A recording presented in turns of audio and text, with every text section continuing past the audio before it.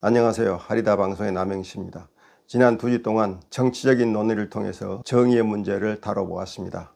정의의 문제는 우리 사회의 정치뿐만 아니라 경제나 사회 또는 문화 등 각 분야에서 논의를 해야 될 주제입니다. 앞으로 기회가 되는 대로 정의의 문제를 좀 더 깊이 있게 여러 분야에서 논의하기로 하고요. 오늘은 코로나 방역 시기에 벌어지고 있는 개신교 선교단체의 선교와 진실의 문제를 다루고자 합니다. 말할 것도 없이 종교를 믿는 사람이라면 진실을 외면할 수가 없죠. 종교를 믿는 사람이 진실을 외면한다면 그들이 잠재적 사기꾼과 크게 다르지 않다고 봐야 할 것입니다. 하나님만 믿으면 또는 하나님의 말씀을 전파하는 데 도움이 된다면 거짓말해도 된다고 생각하는 사람들이 의외로 많은데요. 저는 그렇게 생각하고 주장하는 사람들을 잠재적인 사기꾼으로 봅니다. 왜냐하면 그런 사람들은 자기들의 목적에 도움이 된다면 거짓도 진실이라고 우길 가능성이 있기 때문입니다. 사기꾼이란 거짓을 진실처럼 말하는 사람이죠. 거기에 탐욕이 끼어든다면 범법자로서 세속적인 사기꾼이 되는 것입니다. 하나님은 결코 그들에게 거짓말을 하라고 하지 않으셨을 텐데 그들이 일신의 성취욕이나 탐욕을 채우기 위하여 하나님의 말씀을 왜곡하고 있는 것입니다. 하나님의 말씀을 왜곡하는 사람이라면 그와 다른 생각을 가진 사람들이 말을 왜곡하고 거짓으로 조작하고 비난할 것은 불을 보듯 뻔한 일입니다. 그런 사람은 사회의 악이 되기 쉽죠. 종교인은 사랑이나 봉사를 하는 것보다 먼저 진실해야 한다는 것이 제 생각입니다. 진실하지 않은 사람이 하는 사랑은 하나님이 바라시는 사랑이 되지 않을 가능성이 높고, 진실하지 않은 사람이 하는 봉사는 선의의 봉사가 아닐 수 있기 때문입니다. 작년 코로나 바이러스가 한창 창궐하던 시기에 신천지라는 종교가 큰 관심을 끌었죠.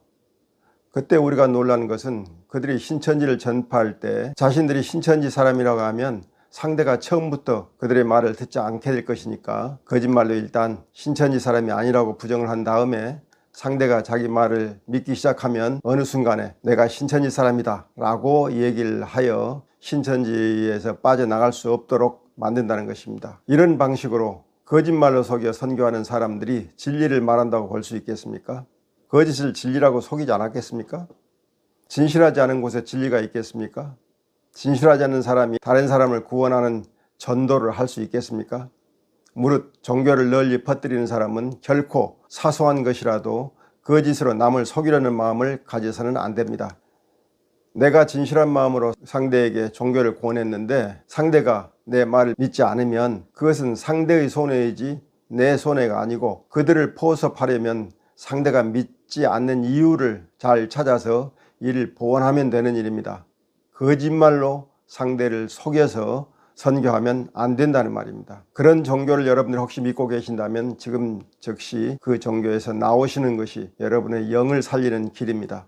어쨌든 포교를 위해서 상대를 속이는 것은 그들이 포교하려는 믿음이 위선적인 것임을 드러내는 것입니다. 그러므로 선교를 하려는 사람이나 선교 단체를 후원하고자 하는 사람은 그들에게서 진실이라는 가치가 얼마나 소중하게 다루어지는지 확인하는 것이 필수적입니다.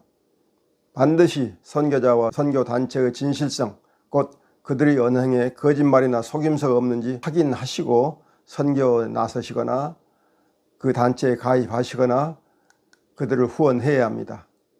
사람들은 대개 자기가 믿고 싶은 것만 믿고 자기가 받아들이고 싶은 것만 받아들이는 편견이 있습니다.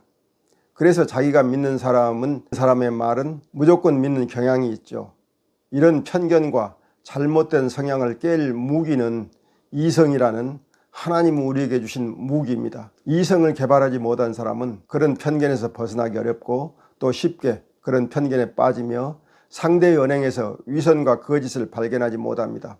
그런 사람은 종교적 무지 속에서 살았던 중세 사람들과 다르지 않습니다.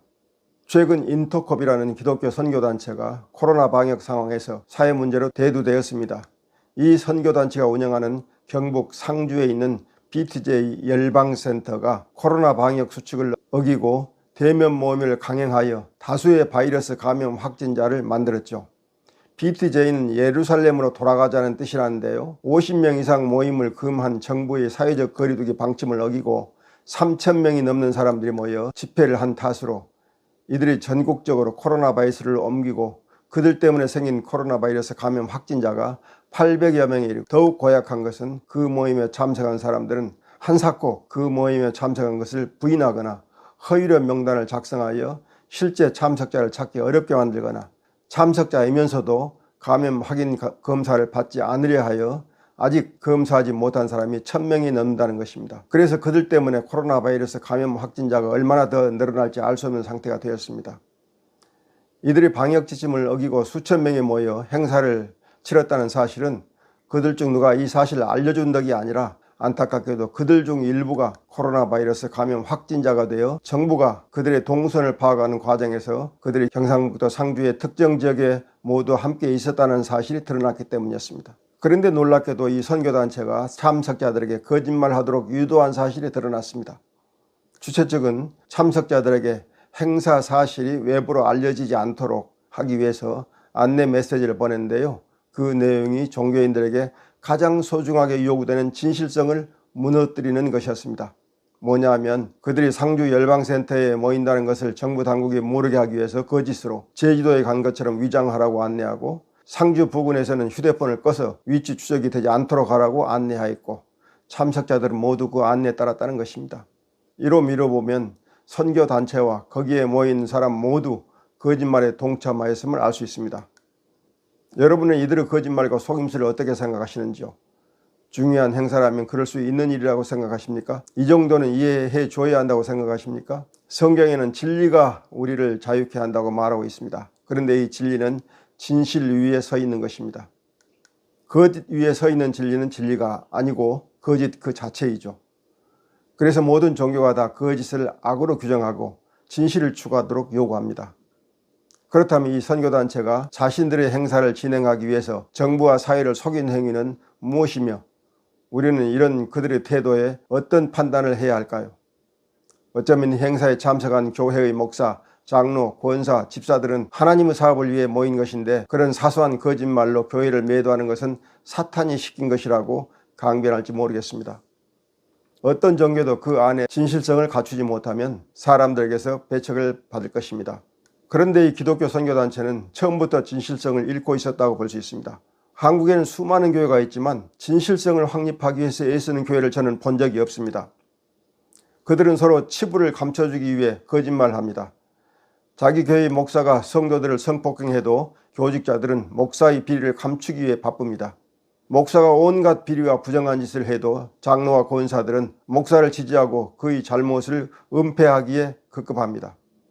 많은 목사와 교인들은 자신의 성공이나 이익 또는 지위를 지키기 위해서 손쉽게 거짓말을 행합니다.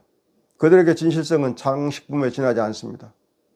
한국 교회의 목사들은 교회를 향하여 한 거짓말, 교인들을 향하여 한 사회를 향하여 한 거짓말과 위선을 고백하고 회개하지 않으면 그들 자신이 자기들이 말하던 지옥으로 떨어지고 말 것입니다. 아무리 예수를 열심히 믿어도 그들은 자신들이 한 거짓말과 위선 때문에 지옥행이 결정될 것입니다. 교인들을 타락시키는 목사들이 하나님 말씀을 전한다고 강단에서 열변을 토하는 것을 보십시오. 그들은 자신들의 명예와 부와 권위를 이루기 위해서 최선을 다해 거짓말하고 있는 것입니다. 선교를 통해서 예수를 전파한다는 것도 거기에 그들이 성취욕이 작용하고 있을 뿐입니다. 다른 사람의 영혼을 구원해 주겠다는 것은 명분일 뿐 오직 천당에서 받을 상급과 땅에서의 성취욕이 그들을 추동하고 있는 것입니다. 왜곡된 내세관 때문에 수많은 사람들이 목사들이 거짓말에 속거나 휘둘리고 있습니다. 목사들은 먼저 자신을 거짓에서 건져내야 합니다. 그들에게 거짓이 있는 한 영혼 구원 사업을 할 자격이 그들에게 주어질 수 없습니다. 속임수로 이 일을 성취하려는 유혹에서 벗어나야 합니다. 신천지가 애용하던 단어에 모략이라는 것이 있습니다. 같이 중립적으로 쓰면 계책이나 책략과 같은 말입니다. 그러나 일반적으로는 남을 해롭게 하기 위하여 사실을 왜곡하거나 속임수를 쓰는 행위를 가리키는 거죠. 즉 모략에는 거짓이 들어있습니다. 다만 남을 해치기 위해서 한 거짓이 아니라 사람의 영혼을 구원해주기 위한 거짓이라고 신천지는 강변하고 있죠. 그래서 처음 만난 사람과 대화할 때 자신이 신천지와 무관한 사람이라고 거짓말을 하는 것을 당연하게 생각하게 된 거죠. 그러나 어떤 경우에도 거짓말은 거짓말이며 하나님이 인정하시는 거짓말은 없는 것입니다. 거짓말은 회개의 대상이지 장려하고 칭찬할 대상이 될 수 없습니다. 하리다의 언약 존재편 제5장 제46절에는 이런 말씀이 있습니다. 하나님의 진실하심에는 거짓이 없고 속임이 없고 궤변이 없다. 그리고 존재편 제6장 1절에 이런 말씀이 있습니다. 너희의 진실함이 궁극에 이르는 곳에 하나님이 계신다. 너희는 거기서 하나님의 영접을 받게 되리라. 그러므로 예수를 믿는 분이나 다른 신을 믿는 분이나 신을 믿지 않는 분이나 누구나 할 것 없이 우리는 거짓을 버리고 진실함으로 무장해야 합니다. 그 진실함이 우리를 살릴 것이고 우리를 구원해 줄 것이고 우리를 하나님 나라로 인도해 주십니다. 사소한 거짓말이라도 남에게 하지 말 것을 다짐합시다. 할 수 있는 한 진실한 마음으로 각자의 삶을 정화합시다. 진실하지 않은 사람은 결코 하나님 나라에 들어갈 수 없습니다. 마지막 날에 예수가 재림한다고 해도 진실하지 못한 사람이 구원을 받을 가능성은 제로입니다. 목사와 교인들이 진실을 내팽개치고 자기들의 편의대로 거짓말을 하고 있으니 우리 사회에 거짓말이 넘쳐나지 않을 수 없습니다. 우리 사회에 가짜뉴스가 횡행하는 것은 자신의 목적을 이루기 위해서 거짓말을 해도 괜찮다고 생각하는 사람들이 많기 때문인데 이들이 목사와 교인들에게서 학습한 결과일 가능성이 높습니다.